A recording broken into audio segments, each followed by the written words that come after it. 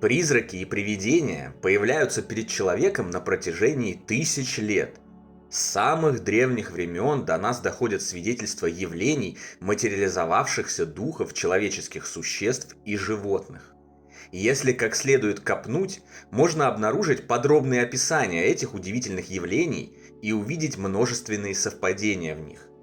Поставить под сомнение такой огромный пласт данных и списать все на галлюцинации и выдумки в данном случае можно только с невероятно большой натяжкой, решительно закрыв глаза на факты. Это определенно реальное явление, призраки существуют и регулярно появляются в физическом мире. Иногда это дружественные сущности, пытающиеся нас о чем-то предупредить или предостеречь. Иногда нейтральные и безобидные, а иногда вредные, доставляющие людям беспокойство, неудобства и даже физические повреждения. Давайте разберемся в природе этих явлений, классифицируем их по степени опасности и поймем, почему не следует их бояться.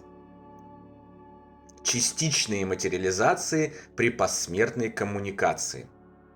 Самый частый и самый безопасный, а порою и полезный случай явления так называемых привидений, а если по-научному духовных сущностей, утративших свои биологические тела и существующих теперь в других телах с иной частотой колебания атомов материи, из которых они состоят, это так называемая посмертная коммуникация с недавно усопшим родным или близким человеком. Чаще всего она случается в первые дни, недели или реже месяцы после похорон.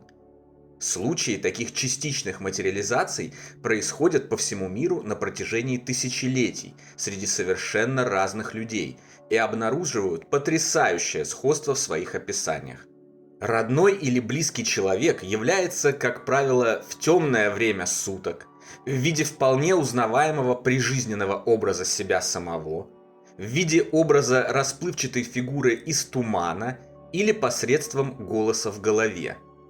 Дух желает сообщить, что с ним все в порядке, но пока он вынужден сказать «до свидания», до новой встречи, которая обязательно состоится в будущем.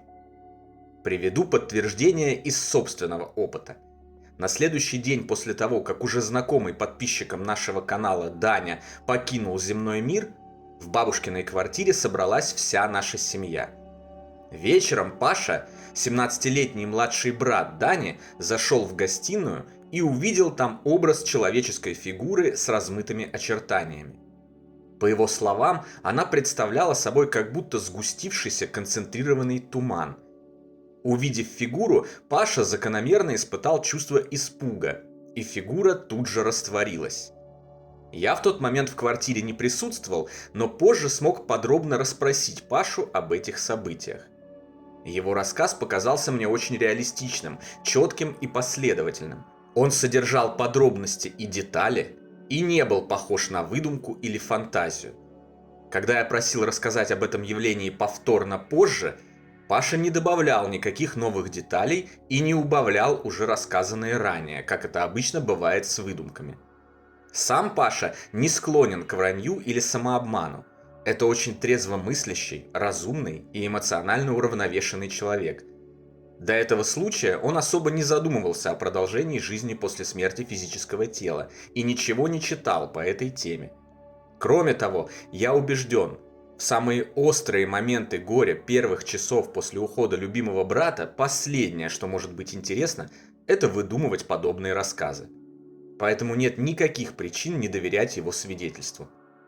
По-видимому, в первый день после прекращения существования его физического тела Даня в своем духовном теле находился рядом с местом, где он провел свои последние дни на земле, и, как и многие другие усопшие, активно пытался сообщить своим родным и любимым, что он жив и с ним все в порядке. А присутствие в доме множества людей, среди которых могли быть те, у кого присутствуют зачаточные медиумические способности, позволило ему частично материализоваться. На примере данного случая подтвердилось и широко известное влияние негативных эмоций на связь с духовным миром, так как испуг Паши привел к немедленной дематериализации явления. Подробнее о помехах в связи с потусторонним миром смотри нашу книгу «Жизнь после жизни есть, я знаю. Путешествие скептиков в потусторонний мир» или видео «Как горе живых влияет на мертвых» на этом канале. Все последующие потусторонние явления, свидетелями которых стали я, моя семья и друзья, не были связаны с материализацией духа Дани. За исключением появлявшихся на окне балкона моей квартиры отпечатка ладони и букв «Да», о которых я уже рассказывал ранее и еще расскажу в будущем. Но эти явления нельзя считать в полной мере явлениями материализации. Отпечатки и слова могли проявиться посредством других манипуляций с духовной энергией, как раз в связи с недоступностью возможности материализации. Иногда наши родные и любимые появляются в своем привычном образе, чтобы предупредить об опасности или дать какой-либо критически важный совет. Известно множество случаев, когда подобные предупреждения спасали людей от неминуемой гибели. Я не буду вслед за другими авторами воспроизводить и пересказывать их в тысячный раз. Описание таких случаев в изобилии можно найти в литературе, которую я вам предложил в приложениях к нашим книгам и ссылках раздела о канале. При наличии интереса обязательно ознакомьтесь с ними. Призраки, привязанные к Земле. Со всех концов планеты на протяжении тысяч лет поступают свидетельства о явлениях, когда в том или ином месте возникает прозрачная человеческая фигура, как будто занятая своими делами и не замечающая происходящих вокруг событий. Часто подобные явления можно встретить на местах убийств и самоубийств, в старинных замках и домах, на полях битв и сражений и в прочих местах, где разворачивались трагические или негативные события. Появляющиеся фигуры – это призраки, привязанные к земле усопшие, которые либо не осознают, что их земной путь завершен и продолжают привычные действия, либо духи, не имеющие возможности подняться в высшие духовные сферы из-за своего деградировавшего за период физической жизни сознания. Потеряв свои физические оболочки, они не понимают, что происходит. Они осознают, что произошла какая-то странная перемена, но находясь в состоянии сумеречного сознания, не обладая знаниями о продолжении жизни после жизни, они не могут разобраться, с чем именно связана эта перемена и что она означает. Так, погибший на войне солдат может продолжать сражаться с иллюзорным противником, не понимая, что его физической оболочки уже нет, и при стечении определенных условий изредка становиться видимым для человеческого глаза. Продавец в магазине, который при жизни ничего не узнал о ее продолжении за гробом, может до скончания века повторять свой обычный день за кассой, не понимая, почему никто на него не обращает внимания. Самоубийца, уверенный в том, что, наложив на себя руки, он завершит свое существование, может в печали и отчаянии бродить среди живых, считая все это сном или не понимая, что с ним происходит и почему все не закончилось. В целом, все это хоть и трагические, но чаще всего безвредные и безопасные для живых случаи. Гораздо хуже дело обстоит, когда так называемые мертвые начинают беспокоить живущих. Полтергейст. Если усопший не только не понимает, что его жизненный путь на Земле завершен, но еще и недоволен чем-то, он может начать беспокоить живущих. Например, часто случается так, что купив квартиру, в которой раньше жил какой-нибудь жестокий и сварливый дед, новый владелец сталкивается со странными явлениями. Двери в квартире хлопают сами по себе, раздаются стуки, вздохи, угрожающий голос, перегорают и взрываются лампочки, разбивается посуда и так далее. Это означает, что прежний усопший владелец не осознал того, что уже не обладает биологическим телом. Он в теле духовном продолжает жить в своей квартире, недовольный, что какие-то незнакомые люди вторглись на его территорию.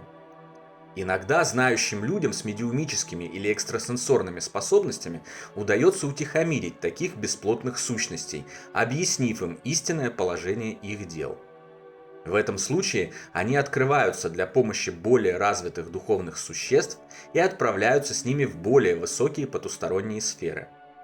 Иногда ничего сделать с этой печальной ситуацией нельзя, потому что, как и многие живые, мертвые тоже могут оставаться невежественными, слепыми и глухими к любым доводам.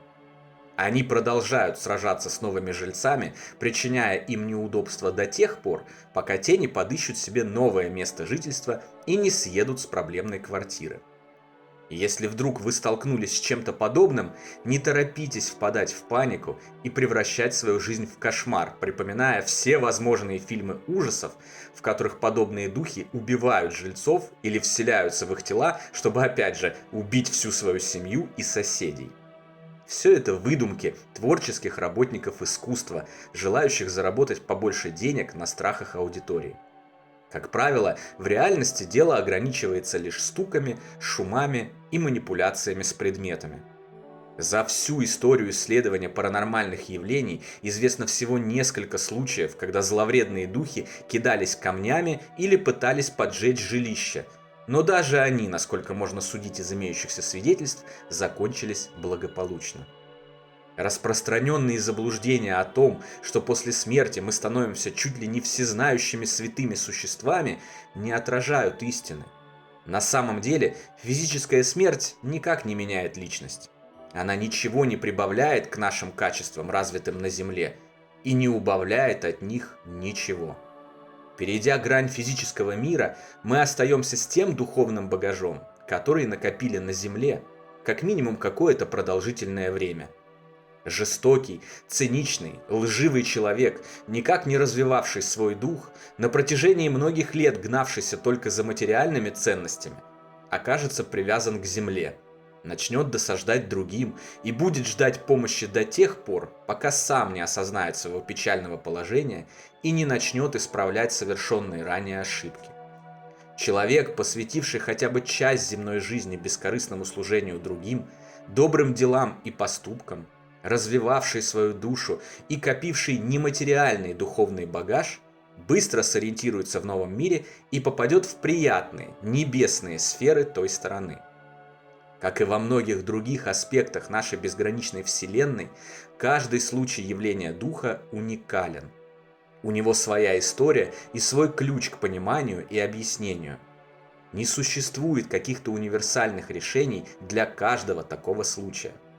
Став свидетелем явления материализации или полтергейста, нужно искать кусочки пазла и разбираться, что его вызвало и какие действия необходимо предпринять его свидетелю, какую помощь можно оказать усопшему, если он нуждается в такой помощи.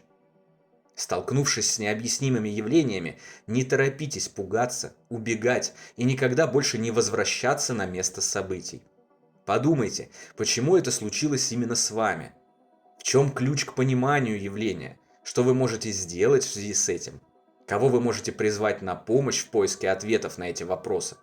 Чем вы можете помочь духу, так старающемуся обратить на себя ваше внимание?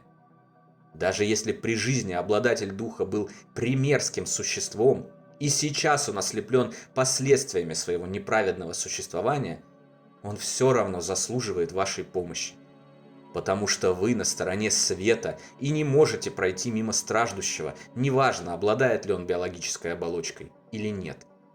Как бабулька, поскользнувшаяся на дороге и не способная сама подняться, заслуживает вашей руки помощи, протянутой ей, так и дух, поскользнувшийся на дороге жизни и не способный вознестись в приятные потусторонние сферы, тоже заслуживает ее. Миры живых и мертвых переплетены и связаны один с другим. Наивно полагать, что мы никак не влияем друг на друга. Все сущее едино. Все мы связаны и представляем собой бесконечное творение одного любящего нас Отца. Как родные братья и сестры, независимо от того, живем ли мы в физических оболочках или уже находимся по разные стороны от завесы, разделяющей миры, мы должны думать друг о друге, любить друг друга и стараться помочь друг другу там, где это возможно, меняя таким образом весь мир к лучшему. В этом и именно в этом суть истины, цель и смысл нашего существования.